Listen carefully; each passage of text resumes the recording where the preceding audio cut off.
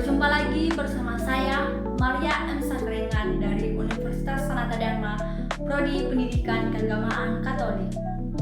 Saudara-saudari terkasih, kesempatan kali ini saya akan berkatekese mengenai misteri Allah Tritunggal.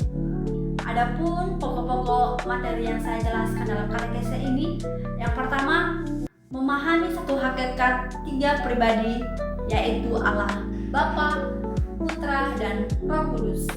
Nah, yang kedua, memahami satu pribadi dua kuadrat.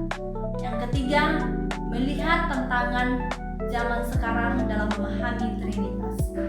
Jadi jangan kemana-mana, terus tonton video aku sampai akhir karena ada penjelasan yang menarik. Saudara-saudara yang terkasih, sekarang kita masuk pembahasan yang pertama, yaitu mengenai satu kuadrat tiga pribadi.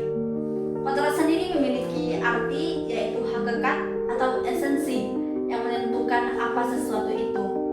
Sedangkan pribadi adalah personal atau individu. Nah, hal ini menentukan siapa yang memiliki kuadrat tersebut.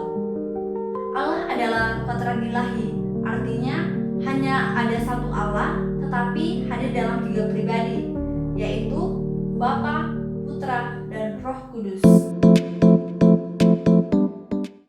Allah Bapa adalah asal mula segala sesuatu, pencipta langit dan bumi. Ia adalah pribadi yang mengasihi dan menghendaki keselamatan umat manusia. Bapa mengutus putranya ke dunia demi cintanya kepada kita. Hal ini dapat dilihat dalam Yohanes bab 3 ayat 16. Putra adalah firman yang menjadi manusia. Bisa dilihat dalam Injil Yohanes bab 1 ayat 1-14. Ia adalah penjelmaan kasih Bapa yang datang untuk menebus umat manusia.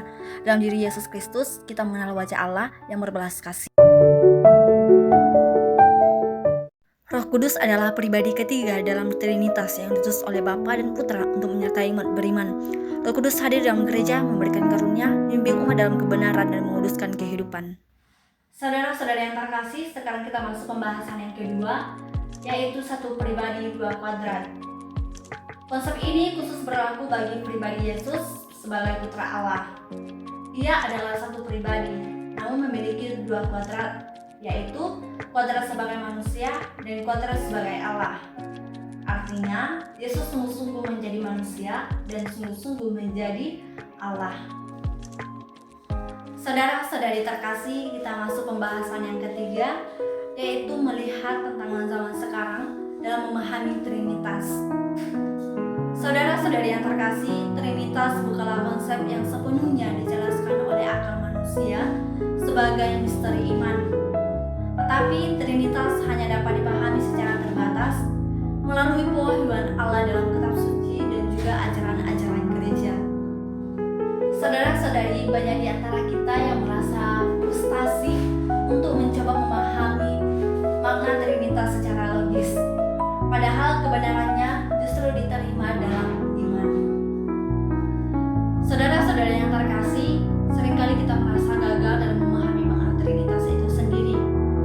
Karena kita keliru mengartikannya dalam kehidupan sehari-hari. Seperti istilah tiga pribadi.